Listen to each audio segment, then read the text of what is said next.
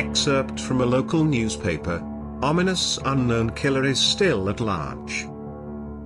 After weeks of unexplained murders, the ominous unknown killer is still on the rise. After little evidence has been found, a young boy states that he survived one of the killer's attacks and bravely tells his story. "I had a bad dream and I woke up in the middle of the night," says the boy. "I saw that for some reason the window was open, even though I remember it being closed before I went to bed. I got up and shut it once more. Afterwards, I simply crawled under my covers and tried to get back to sleep. That's when I had a strange feeling, like someone was watching me. I looked up, and nearly jumped out of my bed. There, in the little ray of light, illuminating from between my curtains, were a pair of two eyes. These weren't regular eyes, they were dark, ominous eyes. They were bordered in black and just plain out terrified me. That's when I saw his mouth. A long, horrendous smile that made every hair on my body stand up. The figure stood there, watching me. Finally, after what seemed like forever, he said it. A simple phrase, but said in a way only a madman could speak. He said, 'Go to sleep.' I let out a scream. That's what sent him at me. He pulled up a knife, aiming at my heart. He jumped on top of my bed. I fought him back, I kicked, I punched, I rolled around, trying to knock him off me.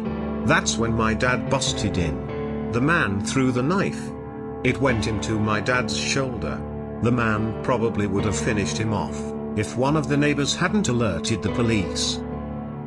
They drove into the parking lot, and ran towards the door. The man turned and ran down the hallway. I heard a smash, like glass breaking.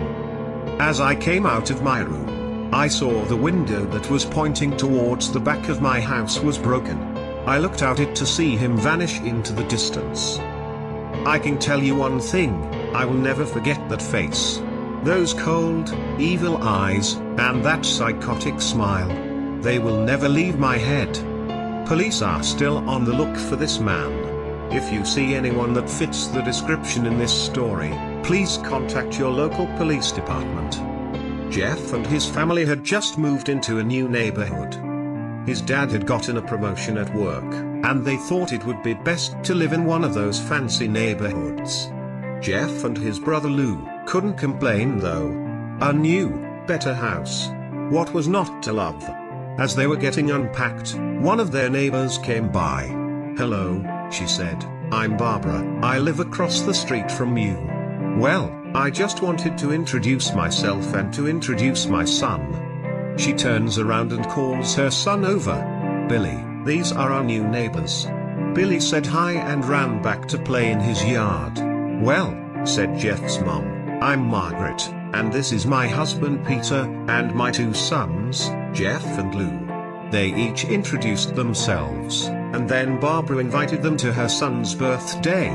Jeff and his brother were about to object, when their mother said that they would love to. When Jeff and his family are done packing, Jeff went up to his mom. "Mom, why would you invite us to some kid's party? If you haven't noticed, I'm not some dumb kid." "Jeff," said his mother, "we just moved here. We should show that we want to spend time with our neighbors. Now, we're going to that party, and that's final." Jeff started to talk, but stopped himself, knowing that he couldn't do anything.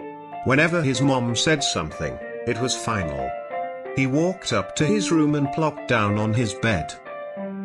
He sat there, looking at his ceiling when suddenly, he got a weird feeling. Not so much a pain, but a weird feeling. He dismissed it as just some random feeling. He heard his mother call him down to get his stuff, and he walked down to get it. The next day, Jeff walked downstairs to get breakfast and got ready for school. As he sat there, eating his breakfast, he once again got that feeling. This time it was stronger. It gave him a slight, tugging pain, but he once again dismissed it. As he and Lou finished breakfast, they walked down to the bus stop. They sat there, waiting for the bus, and then, All of a sudden, some kid on a skateboard jumped over them. Only inches above their laps. They both jumped back in surprise. "Hey, what the hell?" The kid landed and turned back to them. He kicked his skateboard up and caught it with his hands. The kid seems to be about 12, 1 year younger than Jeff. He wears an Aeropostale shirt and ripped blue jeans. Well, it looks like we got some new meat. Suddenly, 2 other kids appeared. One was super skinny and the other was huge. "Well, since you're new here, I'd like to introduce ourselves. Over there is Keith." Jeff and Lou looked over to the skinny kid. He had a dopey face that you would expect a sidekick to have. "And, he's Troy." They looked over at the fat kid. Talk about a tub of lard. This kid looked like he hadn't exercised since he was crawling. "And I," said the first kid, "I'm Randy. Now, for all the kids in this neighborhood there is a small price for bus fare, if you catch my drift." Lou stood up, ready to punch the lights out of the kid's eyes when one of his friends pulled a knife on him. "Tisk, tisk, tisk. I had hoped you would be more cooperative, but it seems we must do this the hard way." The kid walked up to Lou and took his wallet out of his pocket. Jeff got that feeling again. It was truly strong, a burning sensation. He stood up, but Lou gestured him to sit down. Jeff ignored him and walked up to the kid. "Listen here, you little punk, give back my bro's wallet or else." Randy put the wallet in his pocket and pulled out his own knife. "Oh? And what will you do?" Just as he finished the sentence, Jeff popped the kid in the nose. As Randy reached for his face, Jeff grabbed the kid's wrist and broke it. Randy screamed and Jeff grabbed the knife from his hand. Troy and Keith rushed Jeff, but Jeff was too quick. He threw Randy to the ground. Keith lashed out at him, but Jeff ducked and stabbed him in the arm. Keith dropped his knife and fell to the ground screaming. Troy rushed him too, but Jeff didn't even need the knife. He just punched Troy straight in the stomach and Troy went down. As he fell, he puked all over. Luke could do nothing but look in amazement at Jeff. "Jeff, how'd you?" That was all he said. They saw the bus coming and knew they'd be blamed for the whole thing. So they started running as fast as they could. As they ran, they looked back and saw the bus driver rushing over to Randy and the others. As Jeff and Lou made it to school, they didn't dare tell what happened. All they did was sit and listen. Lou just thought of that, as his brother beating up a few kids, but Jeff knew it was more. It was something scary. As he got that feeling, he felt how powerful it was, the urge to just hurt someone. He didn't like how it sounded, but he couldn't help feeling happy. He felt that strange feeling go away, and stay away for the entire day of school. Even as he walked home due to the whole thing near the bus stop, and how now he probably wouldn't be taking the bus anymore, he felt happy. When he got home, his parents asked him how his day was, and he said, in a somewhat ominous voice, it was a wonderful day. Next morning, he heard a knock at his front door. He walked down to find 2 police officers at the door, his mother looking back at him with an angry look. "Jeff, these officers tell me that you attacked 3 kids. That it wasn't regular fighting, and that they were stabbed." "Stabbed, son?" Jeff's gaze fell to the floor, showing his mother that it was true. "Mom, they were the ones who pulled the knives on me and Lou." "Son," said one of the cops, "we found 3 kids, 2 stabbed, 1 having a bruise on his stomach, and we have witnesses proving that you fled the scene. Now, what does that tell us?" Jeff knew it was no use. He could say him and Lou had been attacked, but then there was no proof it was not them who attacked first. They couldn't say that they weren't fleeing, because truth be told they were.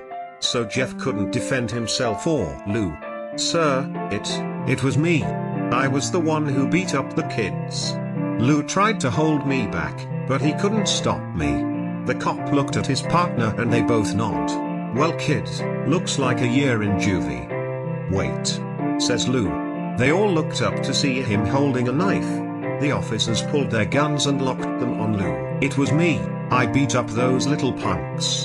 Have the marks to prove it." He lifted up his sleeves to reveal cuts and bruises. "Son, just put the knife down," said the officer. Lou held up the knife and dropped it to the ground.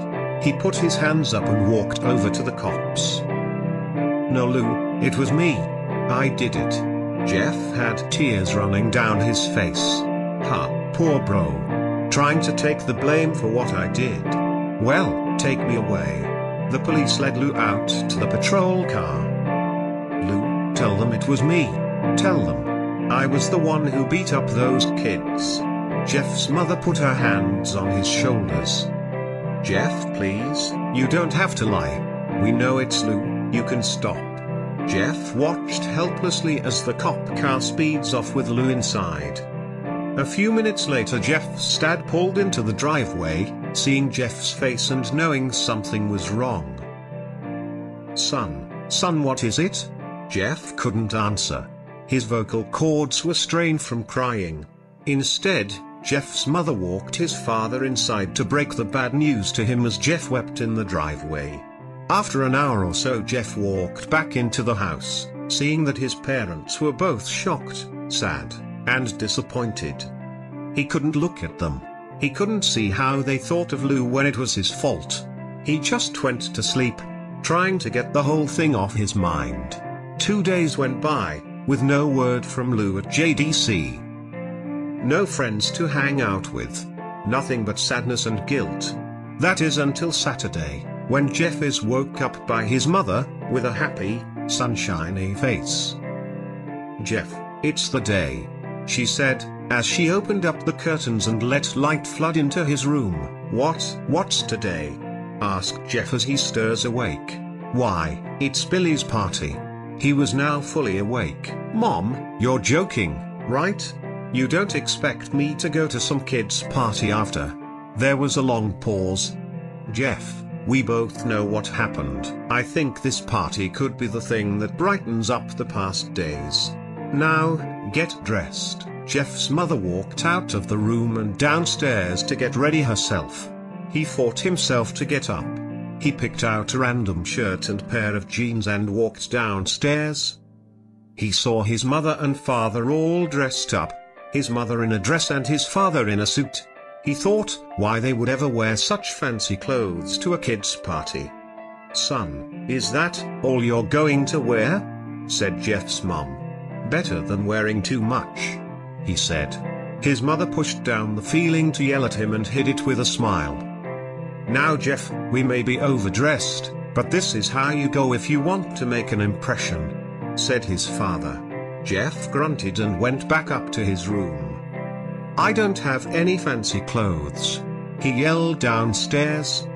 "Just pick out something," called his mother. He looked around in his closet for what he would call fancy. He found a pair of black dress pants he had for special occasions, and an undershirt. "You're wearing that?" they both said.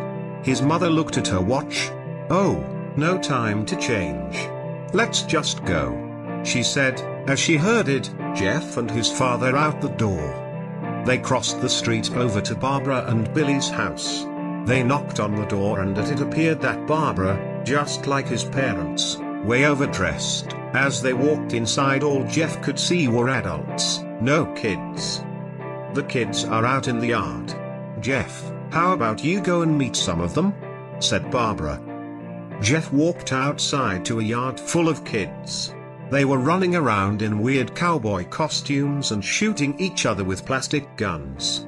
He might as well be standing in a Toys R Us. Suddenly a kid came up to him and handed him a toy gun and hat. "Hey, wanna play?" he said. "Ah, no kid. I'm way too old for this stuff." The kid looked at him with that weird puppy dog face. "Please?" said the kid. "Fine," said Jeff. He put on the hat and started to pretend shoot at the kids. At first he thought it was totally ridiculous, but then he started to actually have fun. It might not have been super cool, but it was the first time he had done something that took his mind off of Lou. So he played with the kids for a while, until he heard a noise. A weird rolling noise. Then it hit him. Randy, Troy, and Keith all jumped over the fence on their skateboards. Jeff dropped the fake gun and ripped off the hat. Randy looked at Jeff with a burning hatred. "Hello, Jeff, is it?" he said. "We have some unfinished business." Jeff saw his bruised nose. "I think we're even. I think we're even. I beat the crap out of you, and you get my brother sent to JDC. Randy got an angry look in his eyes. "Oh no, I don't go for even, I go for winning. You may have kicked our asses that one day, but not today." As he said that, Randy rushed at Jeff. They both fell to the ground. Randy punched Jeff in the nose, and Jeff grabbed him by the ears and headbutted him. Jeff pushed Randy off of him, and both rose to their feet. Kids were screaming, and parents were running out of the house. Troy and Keith both pulled guns out of their pockets. "No one interrupts, or guts will fly," they said. Randy pulled a knife on Jeff, and stabbed it into his shoulder. Jeff screamed, and fell to his knees. Randy started kicking him in the face. After 3 kicks, Jeff grabs his foot and twists it, causing Randy to fall to the ground. Jeff stood up and walked towards the back door. Troy grabbed him. "Need some help?" He picks Jeff up by the back of the collar and throws him through the patio door. As Jeff tries to stand, he is kicked down to the ground. Randy repeatedly starts kicking Jeff, until he starts to cough up blood. "Come on, Jeff, fight me." He picks Jeff up and throws him into the kitchen.